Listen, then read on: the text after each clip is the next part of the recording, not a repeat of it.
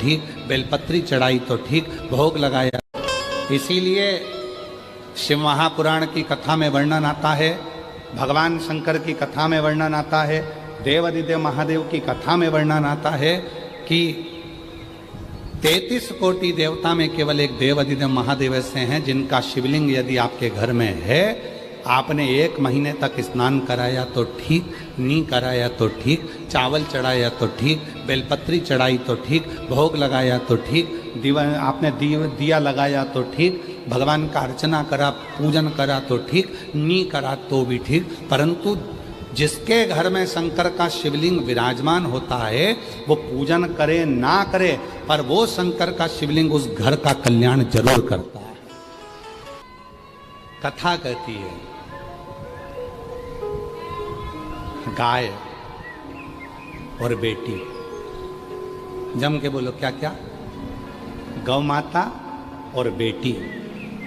गाय जब तुम्हारे दरवाजे पर आती है तो तुम्हारे दुख हर कर जाती है, और बेटी भले तुम्हारे यहाँ आकर मायके में कुछ ना दे, फिर भी वो तुम्हारे पूरे दुख को हर कर लेकर चली जाती है। भाई ये तुम्हारा भले द्रोही हो गया, भले दुश्मन हो गया, भले लड़ाई हो गई, बहन है तुम्हारी, भले लड़ाई हो गई, भले दुश्मन हो गया, कितना भी अंटी हो जाए, कितनी भी दुश्मनी हो जाए तो भी, और जितनी मेरी जीजियां बैठी हैं और जितने मेरे जीजा बैठे हैं, जितनी मेरी बेटियां बैठी हैं, जितने मेरे बुजुर्ग माँ बाप बैठे हैं, जितने बेटे बैठे हैं, सबसे करबद्ध निवेदन है, रक्षाबंधन का त्यौहार आ रहा है, तुम्हारे बहन भाई में कितना भी झगड़ा हो, तुम्हारी रिश्तेदारी में कितने भी झगड़ा हो, पर एक बार मेरा जितने जीजा बैठे हैं और जितने पुरुष कथा सुन रहे हैं और जितनी भाभियां कथा सुन रही हैं, सबसे निवेदन है, अपनी ननंद को भले कितना भी झगड़ा हो, एक बार फोन लगा कर बोलो, जीजी राखी पर आना है, राखी पर आना है, राखी पर, जीजी राखी पर आना। अब कई लोग कहते हैं जी हमारी ननन तो आती है, हम तो उसको साड़ी दिलाते हैं, हम उसको कपड़ा दिलाते हैं, उसके बच्चों को 100-100, 200, 500 का लिफाफा देते हैं, वो तो कुछ नहीं दे के जाती। मत दे, मत दे। हर हर महादेव, हर हर महादेव, हर हर महादेव। शिव की कृपा से श्रवण करने का सौभाग्य आप और हम सभी को प्राप्त हुआ है। ये पवित्र पावन शिव महापुराण की कथा, साधुता, शिव की कृपा आप सभी पर बनी रहे। क्या धारण करना है हमको, ये हमारे और आपके ऊपर निर्भर करता है। मंदिर जाते हो आप लोग? हाथ उठाओ, कितने लोग जाते हैं? सभी जाते हो? रखो रखो, प्रणाम, नमन। जल चढ़ाते हो? जम के बोलो। कभी कभी दीपक लगाते हो? ठीक है। पर शिव महापुराण की कथा कहती है, दीप 2 तरह का होता है। एक मंदिर में लगाया जाता है, घर में लगाया जाता है, दरवाज़ों पर लगाया जाता है, और एक दीप वो होता है जो दिल में जगाया जाता है। 2 दीप। मंदिर में जो दीपक लगाया है उसने मंदिर को रोशन किया। मंदिर में जो दीपक लगाया है उसने मंदिर को रोशन किया। घर में जो दीपक लगाया है उसने घर को रोशन किया। दरवाजे पर जो दीपक लगाया गया उसने द्वार को रोशन किया। एक दीप अपने भीतर होता है, और उस दीपक को जलाने के लिए ना आपको बाती की ज़रूरत पड़ती है, ना घी की ज़रूरत पड़ती है, ना माचिस की ज़रूरत पड़ती है। उस दीपक को जलाने के लिए अपने आत्मविश्वास की ज़रूरत पड़ती है। कितना आत्मविश्वास आपके अंदर है, कितनी दृढ़ता आपके अंदर है, कितना भरोसा आपके अंदर है, यह आप पर निर्भर करता है। व्यक्ति क्या करता है, मंदिर में तो दीपक, हमने पहले भी कहा था, एक विश्वास अपने आप पर, एक विश्वास अपने बाप पर, पिता पर, और एक विश्वास अपने देव अधिदेव महादेव पर जब हो जाता है तो जिंदगी के सारे कार्य। आप कितना विश्वास करते हो? और शिव महापुराण की कथा तो कहती है कि स्वयं रामचरितमानस में भगवान तुलसी बाबा भी कहते हैं कि शंकर विश्वास रूपिणो, शिव विश्वास। अभी पूरे भारत देश में ही नहीं, विदेश में भी गोस्वामी तुलसीदास जी की जयंती महोत्सव मनाया गया। सभी सनातनियों को उनके जयंती महोत्सव की बहुत बहुत बधाई हो, संपूर्ण देशवासी। परम पूज्य गोस्वामी तुलसीदास जी ने अपनी भाषा में कहा, अपनी वाणी में कहा कि शिव विश्वास है। आपके अंदर कितना भरोसा है वो हमको नहीं मालूम है, कितना विश्वास है वो हमको नहीं मालूम है, पर आपका विश्वास कहाँ नजर आता है? आपका विश्वास किधर नजर आता है? कितना सुंदर कहा है। जिस दिन आपको आपके मम्मा पापा की बात अच्छी ना लगे, पड़ोसी की बात अच्छी लगे, जिस दिन आपको आपके घर के लोगों के शब्द अच्छे ना लगें, बाहर के लोगों के शब्द अच्छे लगें, जिस दिन भाई बहन से ज़्यादा दूसरों की बात अच्छी लगने लगे, तो समझ लेना कि तुम्हारी उस जिंदगी का अब कोई सार्थत्व नहीं रहा। अब तुम शून्य पर आकर खड़े होने वाले हो। जगत में केवल एक माँ और बाप ऐसे होते हैं जो तुमसे कोई चाह नहीं रखते। तुम्हारा बुढ़ापा भी आएगा ना, तुमसे चाह नहीं होगी। आप जितने बैठे हो, आपकी बूढ़ी माता ने और आपके बूढ़े पिता ने आपको दीपावली पर कितनी बार कपड़े मांगे आपके मम्मी पापा ने आपसे कपड़े? जिस माता पिता की उम्र 60 साल हो गई, 70 साल हो गई, 75 साल हो गई, 80 साल हो गई, वो आपके अपने बच्चों से कभी कपड़े नहीं मांगते कि दीपावली पर कपड़े दिलाओ। कोई बुजुर्ग माँ बाप अपना जेवर नहीं मांगता कि मुझे सोने चांदी की दुकान पर ले चलो और मुझे जेवर दिलाओ। क्या मांगता है बुजुर्ग? एक बूढ़ा व्यक्ति मांगता है तो केवल इतना मांगता है कि बुढ़ापे में तू मेरे साथ में रहे और मैं तेरे साथ में रहूं और मेरी जिंदगी ऐसी कट जाए।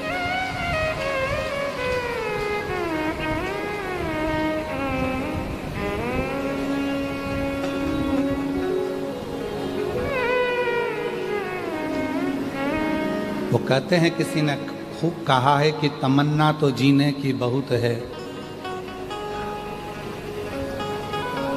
तमन्ना तो जीने की बहुत है, पर उदास रहता हूं।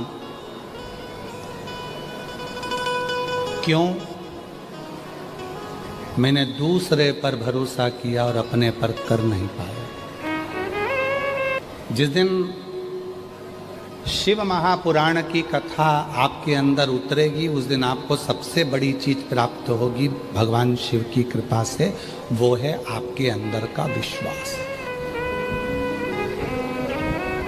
विश्वास है तो आप ये बरसते हुए पानी में, कीचड़ में, धूप में, पानी में, कीचड़ के अंदर छाता लगा लगा कर, आसन बिछा बिछा कर बैठे हो।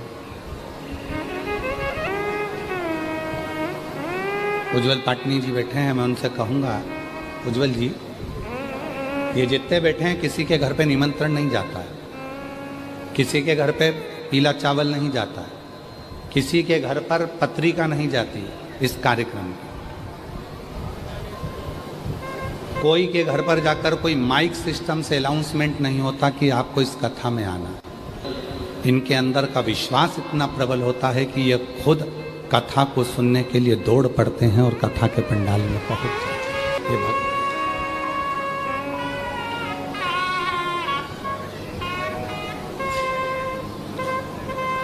एक राजनेता को यदि कुछ चाहिए होता है तो वो सबको निमंत्रण देगा, सबको बुलाएगा, तो भी लोग इकट्ठे नहीं होते। 150-500 देने का भी प्रयास करे तो लोग इकट्ठे नहीं होते, क्योंकि काम बहुत है। पर जिसके दिल में एक बार भरोसा दृढ़ हो जाता है, जिसके दिल में एक बार शिव रूपी विश्वास जागृत हो जाता है, फिर वो स्थान नहीं देखता, वो वहां जाता है, शिवालय तक, देवालय तक। और कोई सुख नहीं देख रहा है, कोई संपदा नहीं देखी उसने, कोई वैभव नहीं देखा उसने तो केवल इतना देखा कि मेरे बाबा आए हैं और मेरे बाबा के पास में जाऊंगी। जैसे बेटी बाप के पास जाती है, कुछ नहीं कहती, फिर भी बाप उसके दिल की बात समझ जाता है। उसी तरह मेरा महादेव आपके हृदय की बात को समझ, वो आपके मन के विचारों को जानता।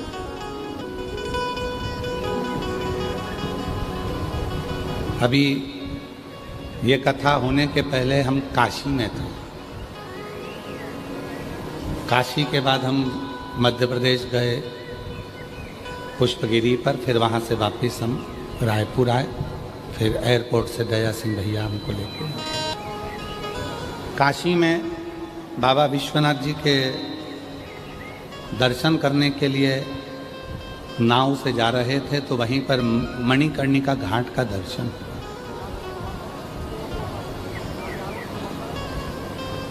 हमने आशीष से कहा, आशीष इधर आओ। आशीष पीछे की ओर बैठे थे, बाजू आए।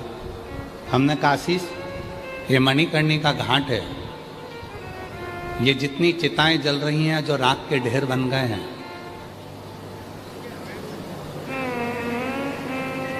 हमने कहा आशीष एक मन में भाव है, अपन चलकर पूछते हैं मणिकर्णिका के घाट पर उतर कर नाव से विश्वनाथ जी का दर्शन कर कर आते हैं, फिर अपन मणिकर्णिका के घाट पर चलते हैं और वहाँ चलकर पूछेंगे कि जो ये जल रहा है, जो राख का ढेर बन रहा है, जिसको अंतिम संस्कार किया गया है, इसका मकान कितना बड़ा था, कितनी बड़ी थी, इसका बंगला कितना बड़ा था। हम विश्वनाथ बाबा का दर्शन करें, सतुआ बाबा जी को साथ में लिया और मणिकर्णिका के घाट पर गए, बैठ गए।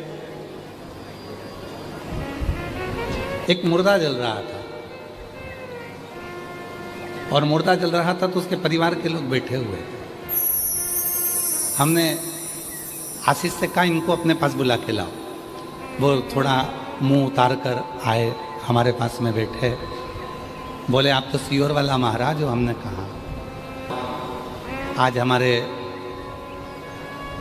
भाई साहब का अंतिम संस्कार हो रहा है और आप यहाँ दर्शन हुए।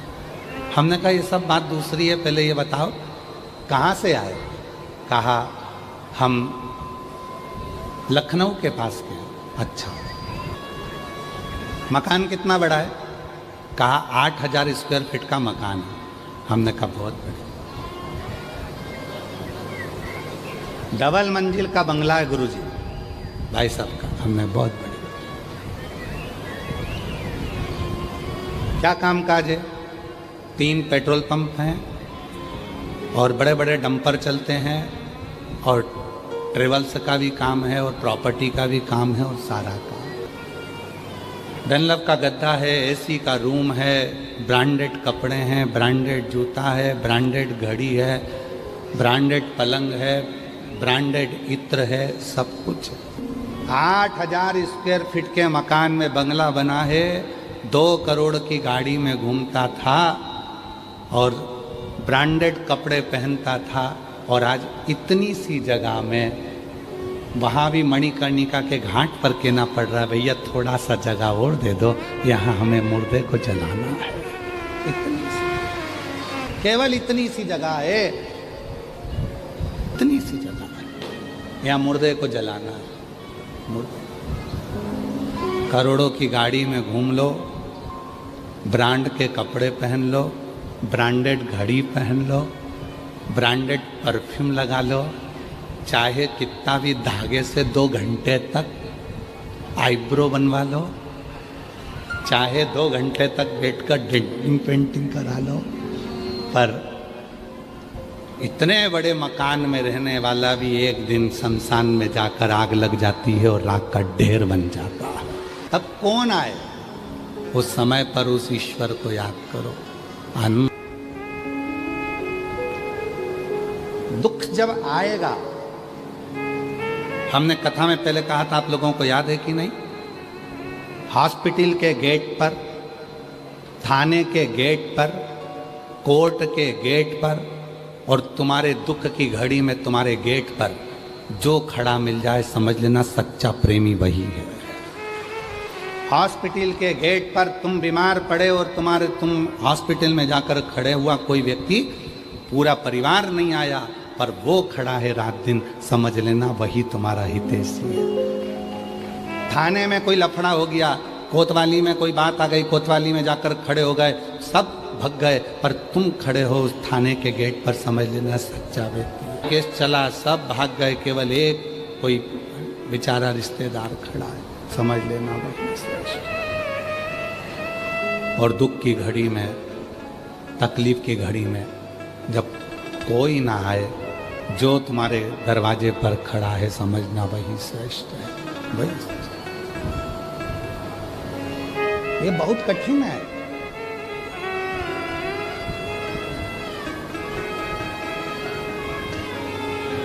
एक नियम, एक ईश्वर से लगन,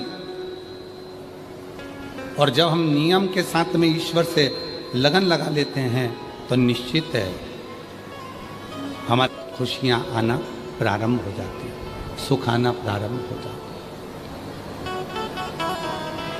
महाराज,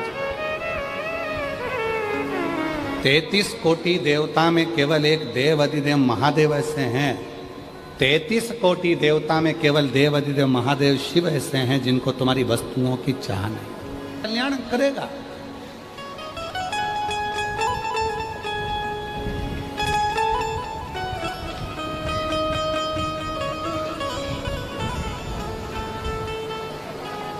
कल दया सिंह जी से बात चल रही थी, तो दया सिंह जी बता रहे थे, गुरुजी हम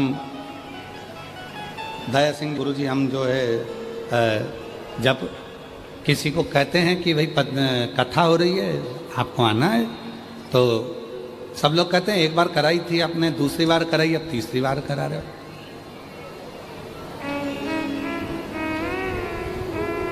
किसी ने पूछा कोई कारण है क्या कथा कराने का? तो दया सिंह जी बोलते हैं कारण नहीं, शिव से प्यार हो गया है और उनसे जब लगाव हो जाता है तो ये कथा होना ही चाहिए। शिव से प्रीति है, शिव से प्रीति। और मैं दया सिंह जी आपको साधुता देता हूँ, आपकी बोलबम समिति को साधुता देता हूँ। बड़ी व्यवस्था, 1 2 3 4 5 पंडाल, बाहर व्यवस्था, LED की व्यवस्था, भोजन व्यवस्था, इतनी सारी व्यवस्था, चिकित्सा की व्यवस्था, दवाइयों की व्यवस्था, विद्युत व्यवस्था, और साथ में मैं पूरी भिलाई के कलेक्टर महोदय, SP, SSP, IG, DIG, जितने भी यहाँ के प्रशासनिक अधिकारी हैं उनको भी धन्यवाद देता हूँ, यहाँ के TI आदि को। इस कथा को आप सबकी लगन, मेहनत सफलता की ओर लेकर जाती है और कार्य को सफल करा देती है। और रही बात भक्तों की भीड़ की, तो इसका तो अंदाजा कोई नहीं लगा सकता, क्योंकि शिवजी के गण कहाँ कहाँ से निकल कर आते हैं किसी को नहीं मालूम पड़ पाता, हमको ही नहीं मालूम पड़ता। सीहोर के मैनेजमेंट गड़बड़ हो जाता है। कई बार लोग कहते हैं सीहोर में इतनी भीड़ आ गई, तो हमने थोड़ी ना किसी को निमंत्रण दिया, किसी के यहाँ चावल देने गए या किसी को हाथ जोड़ने गए। वो तो बाबा की कथा है, कथा में सुन लेते हैं और भाव से आते हैं। यहाँ से भी ना दया सिंह जी ने कोई को निमंत्रण दिया, ना किसी के यहाँ पत्रिका दी, ना चावल देने गए, ना किसी के यहाँ निमंत्रण देने गए। ये तो बाबा के भक्त हैं। और जिसको ध्यान दें, जिसको निमंत्रण दिया जाता है वो कथा में बड़ी मुश्किल से आता है, और जिसको निमंत्रण नहीं दिया जाता वो बाबा दौड़ कर बुला ले।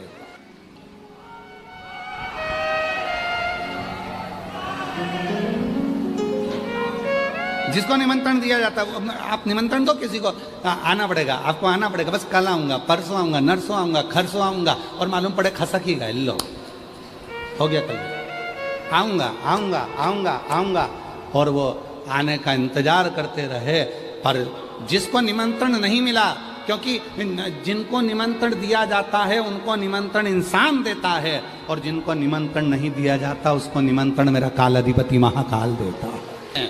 आपके घर पर आकर आपके अंदर उत्सुकता उत्पन्न करेंगे। अपने भिलाई में मारा जा रहा है, अपने भिलाई में बाबा की कथा हो रही, सावन के महीने में कथा हो रही, दया सिंह जी करा रहे हैं, कथा हो रही, अंदर से उमंग उत्पन्न होती है, पर पानी बहुत गिर रहा है, रोज पानी आ रहा है, कैसे जाऊं? तो फिर मन में आया, टीवी पे देखा इतने सारे लोग जब जा रहे हैं तो मैं क्यों ना जाऊं, और मैं कैसे रहूं?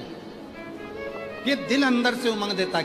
कौन ने निमंत्रण दिया? तो कहा मन ने निमंत्रण दिया है। कौन ने कहा कि तुम? तो ये मन कह रहा था चलो कथा में, चलो चलो बाबा की कथा सुनना है, चलो शिव की कथा सुनना है, सावन का महीना, फिर बाद में योग लगेगा, बाबा ना जाने कब फिर योग लगाएगा, फिर करुणा करेगा, पर अभी तो सुन लो, मौका मिला है, चलो चलो।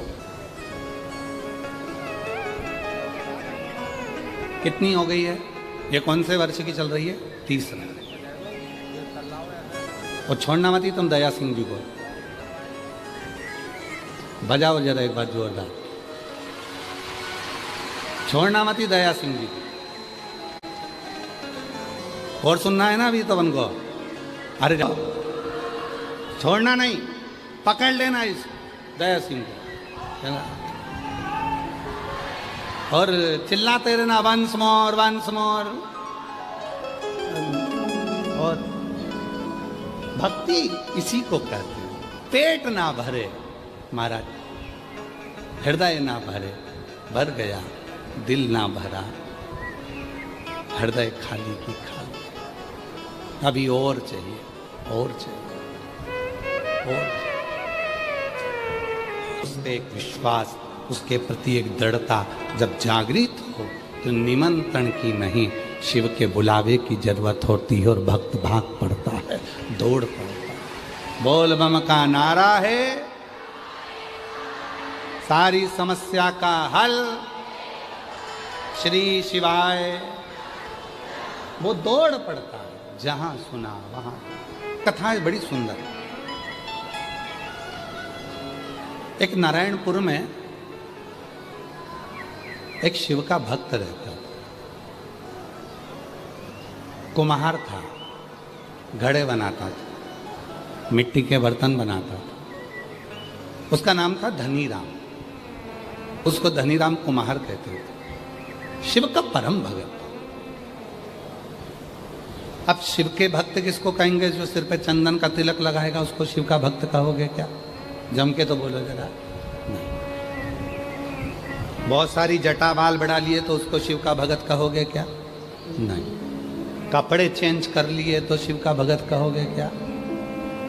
शिव महापुराण की कथा क्या कहती है? कपड़ा बदलने से शिव कभी नहीं मिला, शिव मिला है कलेजा बदलने से। कपड़ा बदलने से शंकर नहीं मिला। अच्छी कुर्सी मिले उसका सदुपयोग करो, अच्छा पद मिले उसका सदुपयोग करो, अच्छी प्रतिष्ठा मिले उसका सदुपयोग करो, अच्छा वैभव मिले उसका सदुपयोग करो, अच्छा धन मिले उसका सदुपयोग करो।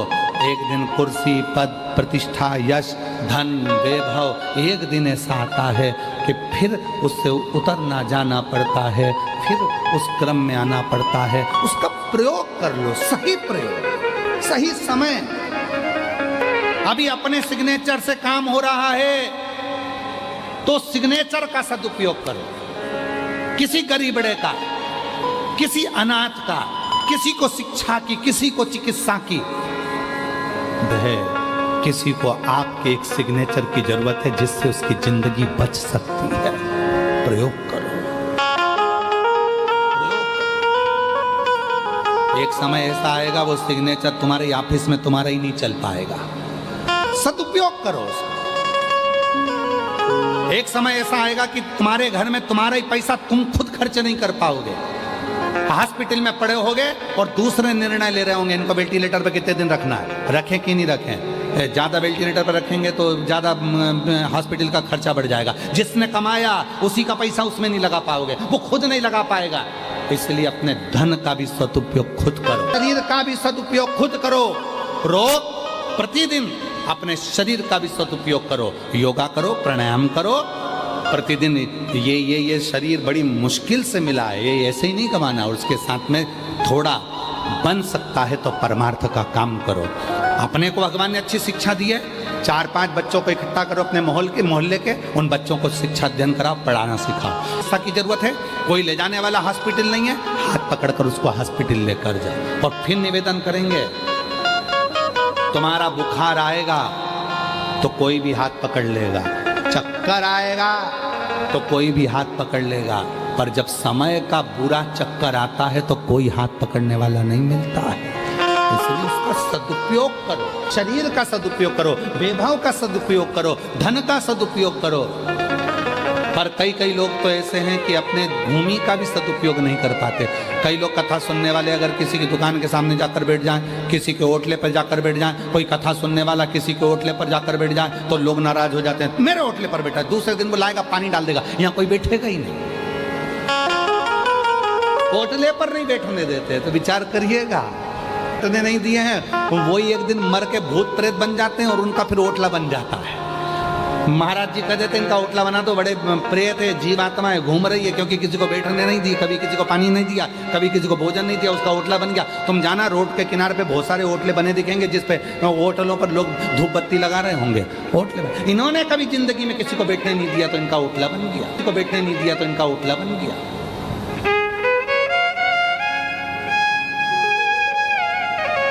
सत्य का आपको शिक्षा है आपके पास में, पढ़ाओ।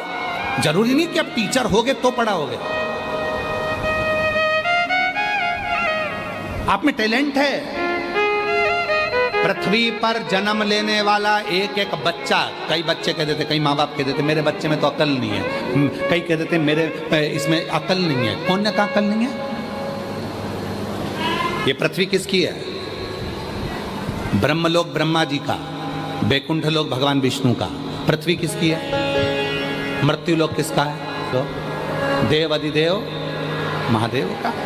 ब्रह्मलोक ब्रह्मा जी का, बैकुंठ लोक भगवान विष्णु का, मृत्यु लोक मेरे शंकर भगवान का है। और ये मृत्यु लोक भगवान शिव का घर है। अब हम आपसे पूछते हैं, उत्तर दीजिएगा। आप में से कितने लोग हैं जो पूरे घर का कचरा अपने कमरे में रखते हैं? उत्तर दो। है कोई? पूरे घर का कचरा जो अपने कमरे में रखता है, पूरे घर का टाला कबाड़ा जो अपने घर में कमरे में रखता है। कमरे में तुम अच्छी क्वालिटी चीज रखते हो, अच्छी सीनरी, अच्छा गुलदस्ता, अच्छा बेडरूम, अच्छी बेडशीट, अच्छा सामान, अच्छा पंखा, सब तुम अपने कमरे में रखते हो। तो ये पूरा जो कमरा है, ये पूरी पृथ्वी है, ये मेरे भोलेनाथ का घर है। जब शंकर जी का घर है तो शंकर जी कचरे को अपने यहाँ रखेंगे क्या? पर जो भी जन्म लेता है सब टैलेंटवान होते हैं, क्योंकि शिव के घर में रह रहा है। अपने भीतर के उस टैलेंट को निखारो। जो लड़का कहता है, लड़कियां कहती है हम कभी नीट क्लियर कर सकते हैं, हम सीए बन सकते, क्यों नहीं? किसने कहा नहीं बन सकते? हमसे लोग कहते हैं कि तुम्हारी बुद्धि नहीं है। अरे बहुत है, जितना नहीं है पढ़ो, रात दिन एक करो, खूब पढ़ाई करो, खूब पढ़ाई करो, कौन मना करता? मिलेगा। अपने भीतर से टैलेंट लेकर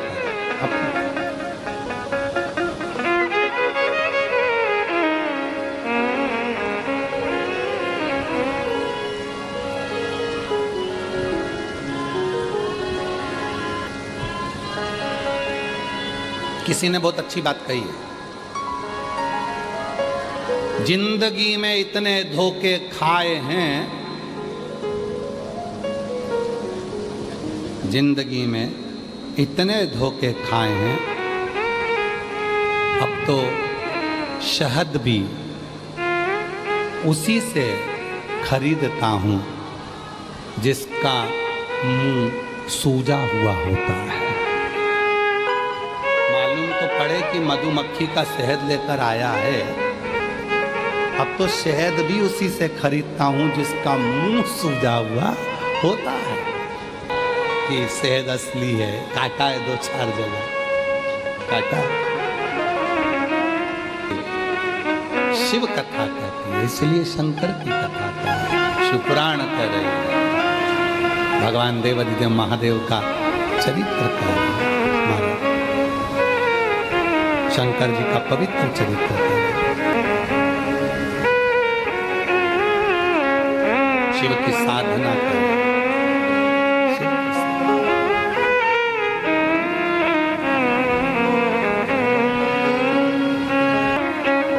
भगवान शिव की साधना, भगवान शंकर का भाव। मंदोदरी शिव की साधना कर कर अपने पूरे लंका को वापस बचा लेती है। मंदोदरी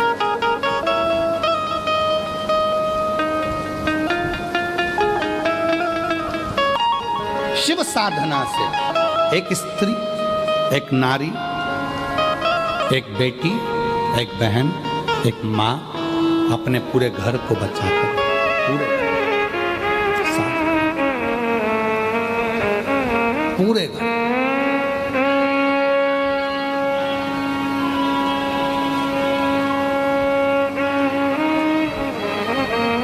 कई जेंट्स लोग कह देते हैं हम दिन भर दुकान पर बैठे रहते हैं, दिन भर काम करते हैं, ऑफिस में रहते हैं, दिन भर नौकरी करते हैं, घर पर आते हैं पत्नी पर चिड़चिड़ करते हैं, घर पर आते हैं पत्नी पर चिड़चिड़ करते हैं। तुम वहां काम करते हो तो वो भी घर पर काम करती है, वो भी नहीं आना चाहिए कि केवल मैं कर रहा हूं और तुम बैठी हो ना। गाड़ी के दो चक्के हैं और दोनों चक्के पर गाड़ी चलती है। कभी ये विचार अपने भीतर मत लाओ अहमता का, मैं कर रहा हूं, मैं करा रहा हूं। एक ऋषि हैं जिनके नाम से शिव जी का एक नाम है कफलेश्वर महादेव। ऋषि का नाम है कफलक ऋषि, ऋषि का नाम कफलक ऋषि। उत्तराखंड की भूमि पर कफलक ऋषि तप करते थे। उनकी 3 धर्म पत्नियां थी। लोग कहते हैं 3 पत्नी का भाव बताया, पर ये 3 पत्नियों का भाव था श्रद्धा, विश्वास और समर्पण। पत्नी थी, पर शास्त्र कहता है पत्नी में श्रद्धा थी, विश्वास था और समर्पण था। ये पत्नियां नहीं, समर्पण।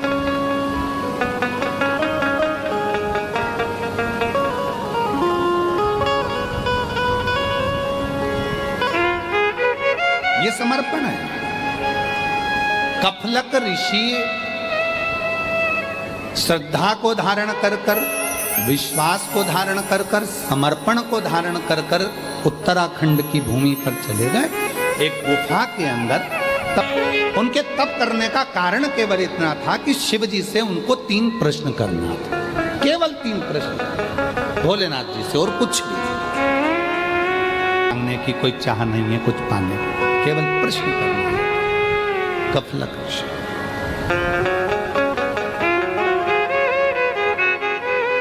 तू आजा भोला जोगिया, शिव से केवल 3 प्रश्न मांगे।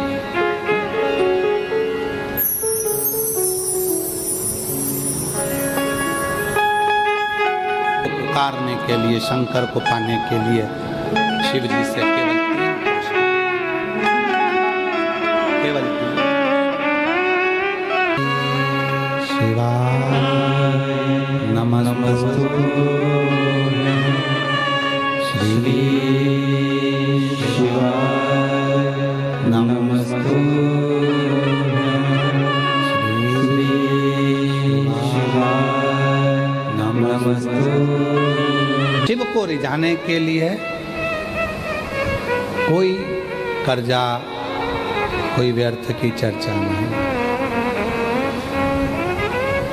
एक ऋषि का वर्णन किया, कफलक ऋषि। बाबा का उत्तराखंड की भूमि पर बैठकर, एक कंदरा में बैठकर तप कर, कुछ प्रश्न हैं, केवल वही करना है और कुछ नहीं करना। मुझे कुछ चाहिए भी नहीं, कुछ नहीं चाहिए, केवल शिव से प्रश्न करना। और मैं बहुत सुंदर प्रसंग है महाराज, अगर मौका लगे अपने जीवन काल में, अगर जब मौका लगे और कभी ऐसा योग बन जाए कि विश्वनाथ भगवान शिव, ओघड़दानी, कैलाशी अविनाशी भगवान शंकर तुम्हारे सामने आ जाए, तो उससे मांगना कुछ मत मांगना, बस इतना जरूर कहना कि आने में इतनी देर क्यों कर दी, क्यों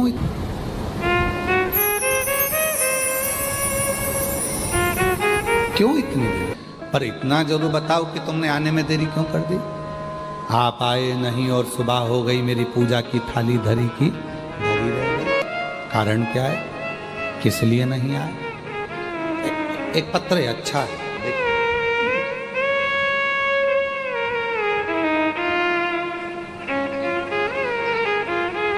जब हम मिले उससे कहा जाए, अच्छा पत्र, मेरा नाम बबीता साहू है, कहीं बैठी हो तो हाथ हिला सकती हैं। ग्राम केरा, जिला जांजगीर चांपा, छत्तीसगढ़ की रहने वाली है, कहीं बैठी हो तो हाथ हिला सकती हैं। मेरा नाम बबीता साहू है, ग्राम केरा, जिला जांजगीर चांपा, छत्तीसगढ़ की रहने वाली है। गुरुजी, एक लोटे जल और पशुपति व्रत की महिमा का मैं क्या वर्णन करूं। मेरा पति 15 साल से शराब थे। गुरुजी, हम लोग बहुत परेशान रहते थे।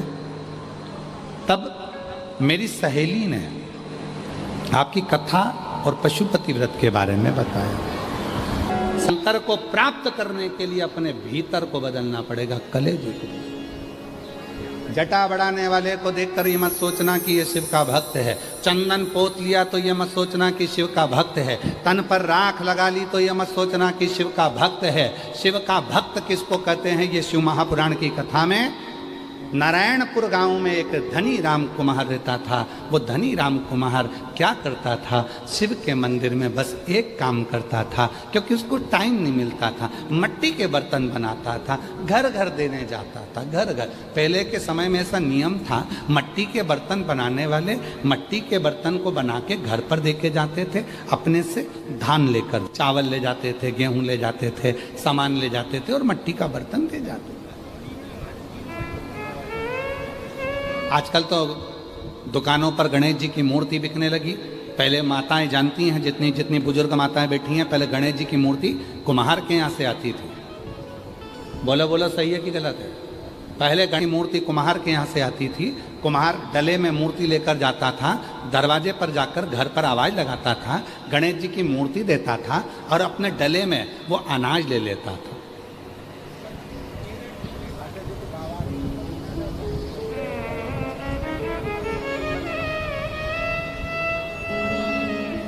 आज के ज़माने में लोग सनातन पर उंगली उठाकर कहते तुम्हारा भगवान मार्केट में बिकता है। अरे मूर्ख, कौन समझाए तुझे? भगवान मार्केट में नहीं बिकता, गरीबों का पेट भरने के लिए भगवान मार्केट में आ जाता है। एक गरीब का पेट भरना है, ठेले वाले का पेट भरना है, सब्जी वाले का पेट भरना है, एक दुनिया के लोगों का पेट भरना है, तो वो मार्केट में बिक रहा है, खुद बिक रहा है कि तेरा पेट भरा जाए, तेरे घर में 2 रोटी आ जाती, लड़की की शादी हो जाए, तेरा मकान बन जाए, तो वो मूर्ति के रूप में दरवाजे पर आकर बिक रहा है।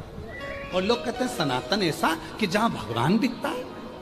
भगवान नहीं, यहाँ दिल बिकता है, यहाँ दिल बिकता है। और यहाँ बेचने का काम नहीं, यहाँ तो आदान प्रदान किया जाता है। पहले के समय में कुम्हार डलिया में गणेश जी लेकर निकलते थे और दरवाजे पर जा जा कर देते थे, अनाज लेते थे, चले जाते थे।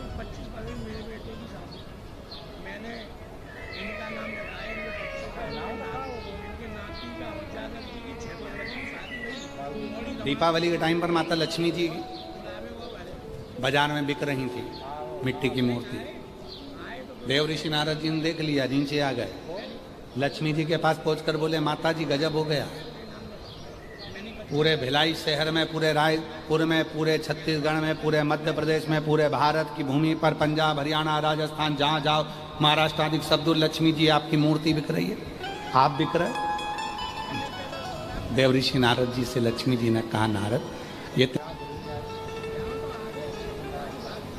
मैं बिक नहीं रही हूं। जिनके घरों में अलमारी में कैद थी, आज मैं उसके दरवाजे में अलमारी में से निकलकर गरीब के पास जा रही हूं और गरीब के पास से निकलकर अलमारी के उसके सेठ के दरवाजे तक जा रही हूं।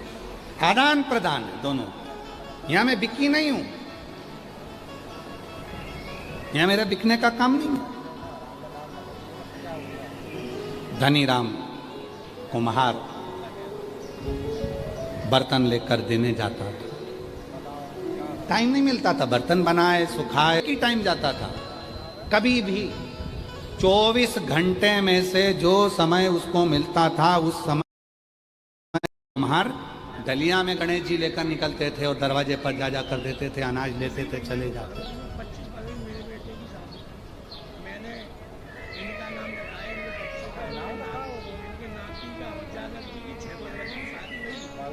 दीपावली के टाइम पर माता लक्ष्मी जी बाजार में बिक रही थी, मिट्टी की मूर्ति। देव ऋषि नारद जी ने देख लिया, नीचे आ गए। लक्ष्मी जी के पास पहुंचकर बोले, माता जी गजब हो गया।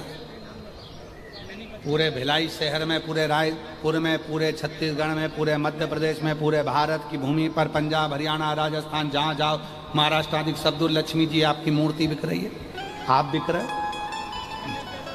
देव ऋषि नारद जी से लक्ष्मी जी ने कहा, नारद ये मैं बिक नहीं रही हूं।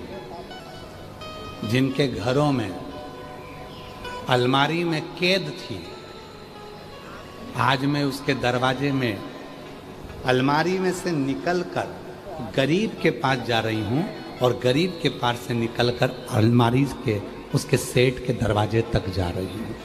आदान प्रदान है दोनों। यहां मैं बिकी नहीं हूं, यहां मेरा बिकने का काम नहीं है। धनीराम कुम्हार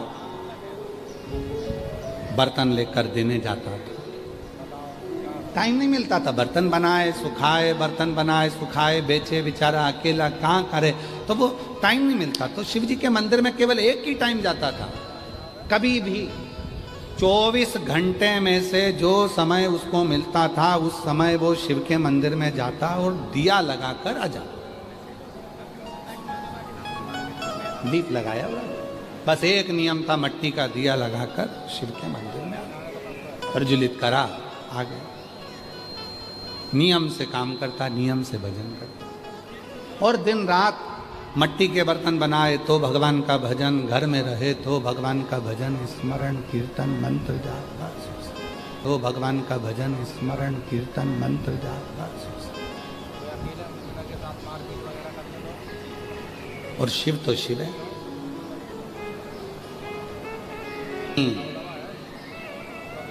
मेरे शिव महापुराण की कथा में ऐसा कहीं नहीं लिखा कि तुम अपना घर छोड़कर किसी नदी के तट पर जाकर बैठकर तप करो।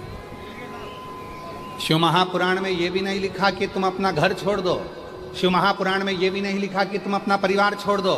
शिव महापुराण में यह भी नहीं लिखा कि तुम अपना घर परिवार कुटुंब कबीला छोड़कर संत बन जाओ, साधु बन जाओ, सन्यासी बन जाओ।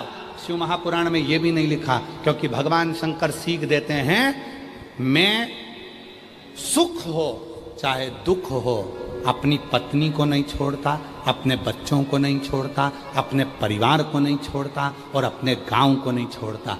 तो तुम थोड़ा सा दुख आता है और तुम इतने निराश हो जाते हो, इतने निराश। अभी एक इंदौर की घटना देखी, उसमें पति पत्नी का झगड़ा हुआ और पति पत्नी का झगड़ा हुआ और पत्नी को मार दिया, पत्नी मर गई, बच्चे मर गए। फिर एक घटना देखी कहीं उत्तर प्रदेश की कि आपस में झगड़ा हुआ और पति पत्नी आपस में बच्चों को मार के खुद मर गए। शिव महापुराण में कहीं नहीं लिखा कि तुम संत बन जाओ। शिव महापुराण में कहीं नहीं लिखा कि तुम साधु बन जाओ। शिव महापुराण में कहीं नहीं लिखा कि तुम तपस्वी बन जाओ। शिव महापुराण में इतना लिखा है, साधु बनना सरल है, सन्यासी बनना सरल है, तपस्वी बनना सरल है, नदी के घाट पर बैठकर तप करना सरल है, पर घर में रहकर परिवार का भरण पोषण करना कठिन है और एक अच्छा गृहस्थी बनना कठिन। पुराण कहती है, शंकर जी की कथा कहती है, शिव जी कहते हैं मैं अपनी पत्नी के साथ रहता हूं। कोई देवता भगवान नारायण की मूर्ति का दर्शन करिए, भगवान विष्णु की मूर्ति का दर्शन करिए, भगवान विष्णु के पास में लक्ष्मी जी मिलेंगी। बोलो सही है कि गलत है? जम के तो बोलो। सीताराम जी का दर्शन करिए, राम जी के पास में माता जानकी जी मिलेंगी। राधा कृष्ण का दर्शन करिए, कृष्ण जी के पास में राधा जी मिलेंगी। ब्रह्मा जी के पास ब्रह्माणी मिलेंगी। केवल 33 कोटि देवता में केवल एक देव अधिदेव महादेव से हैं जिनका शिवलिंग पृथ्वी पर होता है, जमीन पर होता है, और पार्वती जी का स्थान शिव जी के स्थान से ऊंचा होता है। उज्जैन महाकाल में जाकर दर्शन करो, शंकर जी नीचे, पार्वती जी ऊंची। सोमनाथ में दर्शन करो, सोमनाथ नीचे, पार्वती जी ऊंची। ओमकारेश्वर दर्शन करो, शंकर जी नीचे, पार्वती जी ऊंची। भीमा शंकर जाकर दर्शन करो, शिव जी नीचे, पार्वती जी ऊंची। केदारनाथ जाकर दर्शन करो, शिवलिंग नीचे, पार्वती जी ऊंची। 12 ज्योतिर्लिंग और जितने उपलिंग हैं उनका भी दर्शन करिए। शिव के मंदिर का दर्शन करिए, शंकर जी नीचे होंगे, पार्वती जी थोड़े से ऊंचे स्थान पर होंगी। क्यों? क्योंकि 33 कोटि देवता में केवल एक देव अधिदेव ऐसे हैं जो अपनी धर्म पत्नी को सम्मान देते हैं और कहते हैं कि इसको ऊंचा रखा जाए, इसको सम्मान दिया जाए, इसको ऊंचा स्थान दिया जाए। केवल शिव समझाते हैं कि अपनी धर्म पत्नी को आप जितना मान दोगे, सम्मान दोगे, आदर दोगे, दुनिया उतना आपका आदर करेगी, उतना सम्मान करेगी। नहीं तो लोग कह देंगे ये अपनी लुगाई का सम्मान नहीं करे, पत्नी का सम्मान नहीं करे, भाई का सम्मान नहीं करे, बहन का सम्मान नहीं करे, कुटुंब का सम्मान नहीं करे, रिश्तों का सम्मान नहीं करे, तो कौन करे तुम्हारा? साधना में क्या चाहिए? अभी आपको कथा में कहा था कि व्यर्थ का खर्चा और व्यर्थ की चर्चा, ये दोनों ही हमें बर्बाद कर देते। शिव पूजन में ना तो तुम कभी कर्जा लो, शिव पूजन में ना तुम कभी किसी से धन लो। शिव पूजन में यहाँ तक शिव पुराण की कथा कहती है कि शिव के मंदिर में दर्शन करने जाना, भगवान शंकर के मंदिर में अगर पहुंचना, और यदि तुम्हारे कोई धन भी नहीं है तो 1 रुपया भी समर्पित मत करना। क्यों? अपने बाप के सामने, अपने पिता के सामने हम दूसरे से हाथ फैलाकर यदि मांग कर शिव को देते हैं तो शिव को अच्छा नहीं लगता। होते हुए तो दूसरे से मांग रहा, मांगो शिव से, शंकर से। क्या कह रही है? मांगो शिव से और किसी से नहीं, किसी से नहीं, शंकर से। कई लोग कहते हैं भगवान से क्या मांगना, भगवान से तो मांगना ही नहीं चाहिए। किससे मांगे? तो पत्नी पति से नहीं मांगे तो क्या पड़ोसी से मांगे? बेटा बाप से ना मांगे तो क्या दूसरे से मांगे? अपने माँ बाप से ना मांगे तो क्या दूसरे से मांगे? शिव हमारा पिता है, भगवान शंकर हमारा बाप है, शिव हमारा पिता है। क्यों ना? क्यों? दुख है, तकलीफ है, कष्ट है, मांगो शिव से। हम एक पत्र पढ़ रहे थे, चांपा छत्तीसगढ़ की रहने वाली हूँ। गुरुजी, 1 लोटे जल और पशुपति व्रत का मैं क्या महिमा वर्णन करूं? मेरा पति 15 साल से शराब पी रहा था। गुरुजी, हम लोग बहुत परेशान थे। कई बार तो हम उनको डॉक्टरों को भी दिखाए, जो जैसा बोलता, नशा मुक्ति केंद्र हुआ, सब दूर हमने प्रयास कर लिया, पर 15 साल से जो मदिरा का नशा कर रहे थे वो छूटा नहीं। और देखो, छत्तीसगढ़ पुलिस कई वर्षों से नशा मुक्ति के लिए कार्य करती आई है कि नशा शरीर को तो बेकार करता ही है, साथ में अपने घर को भी बर्बाद कर देता है। इसलिए छत्तीसगढ़ पुलिस के साथ में कदम से कदम मिलाकर आप लोगों को चलना चाहिए और प्रयास करना चाहिए कि हमारा छत्तीसगढ़ या पूरा भारत नशे से मुक्त हो। नशे से 15 साल से शराब का नशा कर रहे थे, सारे डॉक्टर को दिखाया, नशा मुक्ति केंद्र भी लेकर गए, सब कर लिया, पर आखिरी में नहीं छूटा। तब एक बार कथा सुनने के लिए बाबा की कृपा से हम लोग यहीं भिलाई आए। बाबा की कृपा से हमने कथा श्रवण करी। मेरे पति मुझे कथा में छोड़ने के लिए आए थे और बाबा की ऐसी कृपा हुई कि उनका मन कथा में लग गया। कथा के दूसरे दिन उनके मन में क्या आया कि उन्होंने वो उसी समय भूमि को नमन कर कर 15 साल से जो शराब पी रहे थे वो शराब के नशे को छोड़ दिया, और आज बाबा की कृपा से 3 साल हो गए शराब का नशा नहीं किया। कथा क्या देती है? बाबा, पति ने तो शराब छोड़ दिया, और मेरे बेटा जो मुझे लेने के लिए यहाँ आया था उसने एक दिन की कथा आखिरी दिन की सुनी थी, और बाबा की कृपा ऐसी रही कि आज मेरे बेटे का इंडियन आर्मी में नौकरी भी लग गया। मैं बाबा को यहाँ प्रणाम करने के लिए आया। शिव शिव है, शंकर शंकर। आप आज विराम की कथा श्रवण करने के लिए आए हैं, कथा को सुनने के लिए आए हैं। जिस भावना से, बाहर का भी खोलो, जिस भावना से आप कथा को श्रवण करने के लिए आए हैं, बाबा देवाधिदेव महादेव आपकी वो कामना पूर्ण करेगा और आपकी झोली खुशियों से भर। कफलक ऋषि ने जो तप किया, साधुता बहुत बहुत माननीय मुख्यमंत्री जी की एक बार जोरदार करतल ध्वनि देकर साधुता। कफलक ऋषि ने जो तप किया, कफलक ऋषि ने जो साधना करी,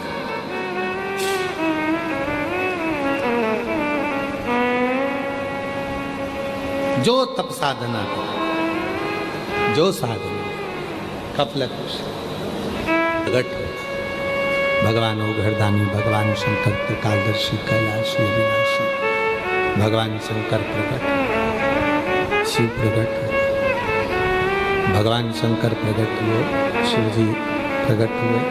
पूछा, मेरे तप करने का कारण क्या है, क्यों किया है? शिव पूछ रहे हैं, कफलक ऋषि से भगवान शंकर पूछ रहे हैं, भगवान शिव पूछ, भगवान शंकर पूछ, क्या कारण? कहा, केवल कुछ प्रश्न हैं जिसके उत्तर के लिए मुझे मैं आपको प्रकट करूंगा। कुछ प्रश्न। वो अपना कर्म करता है, और कर्म करने के बाद जब वो प्राण त्याग कर, प्राण छोड़कर जब वो जाता है, कहते हैं 94 तरह के नरक मिलते हैं जिनको वो भोगता हुआ जाता है। कोई एक नरक में नहीं पड़ता, 94 तरह के नरकों को वो भोगता भोगता जा रहा है। संसार के मानव को एक भी नरक ना भोगना पड़े, उसके लिए वो क्या? शंभु, शंभु, उसको एक भी नरक ना भोगना पड़े, उसके लिए वो क्या करे? शास्त्र कहता है कि वो 94 नरक को भोगता है। शास्त्र कहता है कि वो 94 नरकों को भोग रहा होता है, 94 तरह के नरक भोग रहा होता है। वो मनुष्य, वो जीव जब प्राण छोड़कर जाए, प्राण छूटे तो उसको एक भी नरक ना भोगना पड़े, उसको एक भी नरक ना भोगना पड़े, क्या करा जाए? भगवान ओघरदानी मुस्कुराए, और मुस्कुराकर उन्होंने उत्तर दिया। हमने एक बात पहले भी कहा था कि कोई प्रश्न हो जिंदगी का, कोई प्रश्न हो, उसका उत्तर हमेशा मुस्कुरा के ही देना चाहिए। दुनिया की आधी चिंता का हल है आपके चेहरे की मुस्कुराहट, आपके चेहरे की प्रसन्नता। जीव जब प्राण छोड़ता है 94 तरह के नरकों को भोगता है, और 94 तरह के नरक को भोगने के बाद फिर जीव 94 तरह के नरक को भोगने के बाद में फिर वो जीव जाता है। उस जीव को 94 तरह के नरक भोगना ही नहीं पड़े, उसके लिए क्या करें? क्या करें उसके लिए कि उसको 94 तरह के नरक ही ना भोगना पड़े? मैं कहा कि कफलक जी, उसका एक साधन है, नाम जप, केवल नाम जप। चाहे तुम राम नाम जप लो, चाहे तुम कृष्ण नाम जप लो, चाहे तुम शिव नाम जप लो, तुम्हारी मर्जी पड़े जो जपो। पर यदि नरक से छूटना है, नरक से यदि छूटना है तो भगवान के मंत्र जाप करना ही पड़ेगा। उन्होंने भेद बता दिया कि स्त्रियां ओम नमः शिवाय नहीं बोल सकती, उनको नमः शिवाय बोलना चाहिए। फिर किसी ने कहा कि नमः शिवाय बोलना चाहिए, कोई कहे ओम नमः शिवाय बोलना चाहिए, कोई कहे ये बोलना चाहिए, कोई कहे पुरुष को ये बोलना चाहिए, कोई कहे ये बोलना चाहिए, कोई कहे वो बोलना चाहिए। सब अलग अलग तरह का बताए कि ये करो वो करो। शिव महापुराण सीधा सीधा कह दी, कुछ ना करो, अगर तुमसे ना बने तो श्री शिवाय नमस्तुभ्यम। नरकों के कथन को कहते हैं। मंत्र जाप, नाम जाप की महत्वता बताई गई कि नाम जाप करने पर, मंत्र जाप करने पर, नाम जप करने पर सारे नरकों से छूटा जा सकता है, सारे नरकों से जाया जा सकता है, मुक्त हुआ जा सकता है। फिर कहा कि मेरा एक प्रश्न और है। क्या? तो कहा मेरा दूसरा प्रश्न, मेरा दूसरा प्रश्न है, दूसरा प्रश्न कि हम पुनरपि जननम पुनरपि मरणम, फिर जन्म फिर मरण, फिर जन्म फिर मरण, फिर मरण फिर जन्म फिर मरण, बार बार जन्म बार बार मृत्यु से हम पुनरपि जननम पुनरपि मरणम की इस प्रपंच से कैसे छूटे? कैसे छूटे? जन्म मरण के प्रपंच से हम छूटे तो छूटे कैसे? कैसे छूट सकते? जन्म मृत्यु का जो चक्र है, जन्म मृत्यु का जो प्रपंच है, इससे हम छूटे तो छूटे कैसे? कहा शिव कह रहे हैं, जिस मनुष्य को जन्म और मृत्यु के जो चक्र है उससे अगर मुक्त होना है, उससे अगर मुक्त होना है जन्म और मृत्यु के चक्र से, तो गले में रुद्राक्ष हो, मस्तक पर भस्म हो और मुख पर शिव का नाम हो। ये त्रिवेणी का संगम, मस्तक का त्रिपुंड भस्म का, गले में रुद्राक्ष हो और मुख पर शिव का नाम, इसको त्रिवेणी संगम कहते हैं। त्रिवेणी के स्नान से, त्रिवेणी के स्नान से हम जन्म और मृत्यु के प्रपंच से छूट जाते हैं। उसी तरह मस्तक पर जब भस्म लगी हो, गले में जब रुद्राक्ष पड़ा हो और मुख में शिव का नाम हो, तो ये त्रिवेणी का जब संगम होता है तो मनुष्य जन्म और मृत्यु के प्रपंच से छूट जाता है। पुनरपि जननम पुनरपि मरणम के प्रपंच से छूट जाता है। ये भी बंद है, इनसे छूट गए। तीसरा प्रश्न, अगर संसार में जन्म लिया है तो उसको वैभव भी चाहिए। यदि संसार में जन्म लिया है तो उसको धन भी चाहिए, दौलत भी चाहिए।